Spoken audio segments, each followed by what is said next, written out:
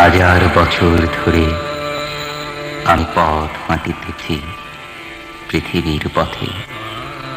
সিংহল সমুদ্র থেকে নিশীথের অন্ধকারে মালয় সাগরে অনেক ঘুরেছি আমি বিম্বিসার অশোকের ধূসর জগতে।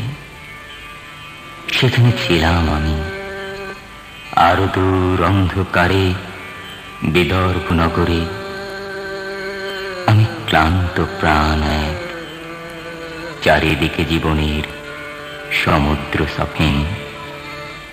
আমার দুদণ্ড শান্তি দিয়েছিল নাটোরের বনলতা সেন।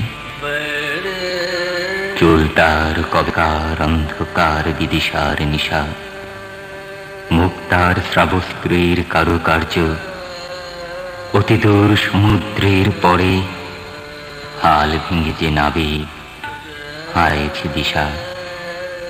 সবুজ ঘাসের দেশ যখন সে চোখে দেখে দারুচিনি দ্বীপের ভিতর, এমনি দেখেছি তারে অন্ধকারে।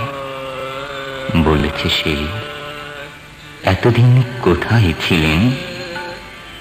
পাখির নীড়ের মতো চোখ তুলে নাটোরের বনলতা সেন।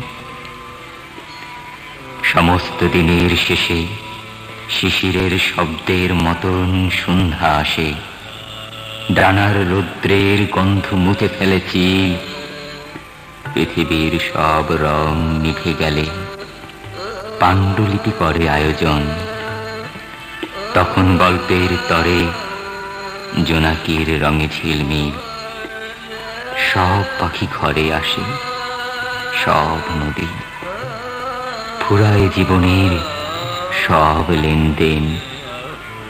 থাকে শুধু অন্ধকার মুখোমুখি বসিবার। বনলতা সেন।